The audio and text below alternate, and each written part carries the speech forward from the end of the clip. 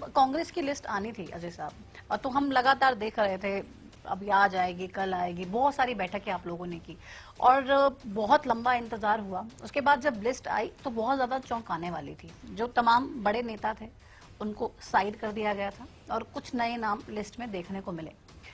क्या वाकई में काबिलियत के आधार पर या जो बेस्ट सर्वे में टॉप पर था? क्योंकि जब हमने पूछा इतना डिले क्यों, वो कह रहे हैं कि भाई हमने तो बहुत सारे सर्वेस कराए, सारी ग्राउंड रिपोर्ट इकट्ठी की, फिर हमारी सीईसी की बैठक हुई, फिर तमाम अलग अलग बैठकें, और उसके बाद हम जाकर फैसला करते हैं। भगत जनता जी जो सर्वे रिपोर्ट है वो सार्वजनिक कर दें। आपको लगता है कि सारी सीटों को लेकर? मैं ये कहता हूं कि अगर कोई अंबाला से जीता है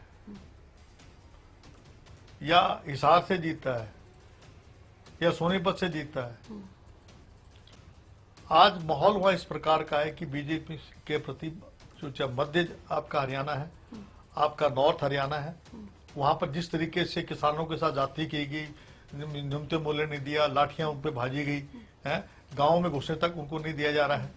आपका चाहे भिवानी का क्षेत्र है आपका, तो ये मत समझिए कि भाई जो है करिश्मा हो गया, क्योंकि लोग जो हैं आज वहां पर आक्रोशित हैं भाजपा के प्रति। गाँव में उनको घुसने नहीं दिया जा रहा है।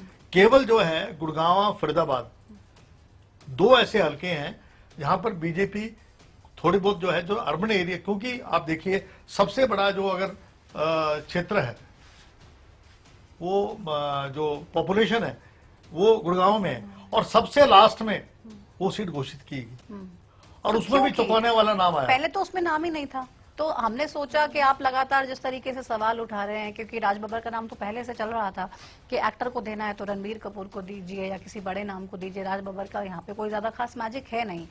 फिर लिस्ट नहीं आती है, फिर एक प्रोग्राम में हम देखते हैं राहुल गांधी मंच पर होते हैं, कैप्टन अजय यादव के पर्ची उनको पकड़ाते हैं, वो पर्ची भी खोलते हैं, उस पर्ची से पर्दा उठाएंगे कि उसमें आखिर उस पर्ची में क्या था? देखिए मैंने जो है, या आपने लिख के दिया था कि मैंने जो है सोनिया जी को भी चिट्ठी लिखी थी, मैंने राहुल जी को भी चिट्ठी लिखी थी। पर्ची में तो कुछ वो बात नहीं थी, इस तरह की मैं अपनी बात नहीं थी मेरे, तो उनको कुछ ऐसे मुद्दे थे जो मैं, क्योंकि ओबीसी का वो सम्मेलन था उसके बारे में मैंने लिखा था। मैंने पर्ची में चुनावों से संबंधित कुछ कोई मैसेज नहीं था, बात नहीं थी। अच्छा। खड़गे जी से मैं जाके पर्सनली जाके मिला और उन्होंने जो है बकायदा इस बात पे कहा कि कैप्टन अजय सिंह चुनाव लड़ना चाहता है। ये मुझे पता, कहता हूं कि एक जो है साजिश रची गई, षड्यंत्र रचा गया कि मेरा जो राजनीतिक कैरियर है उसको खत्म करने की बात की गई। तो और मैं समझता हूं कि जो भगवान करता है ठीक करता है। मैं उस पे ईश्वर पे विश्वास रखता हूं, जो मेरे साथ करेगा वैसा उसके साथ भी होगा। तो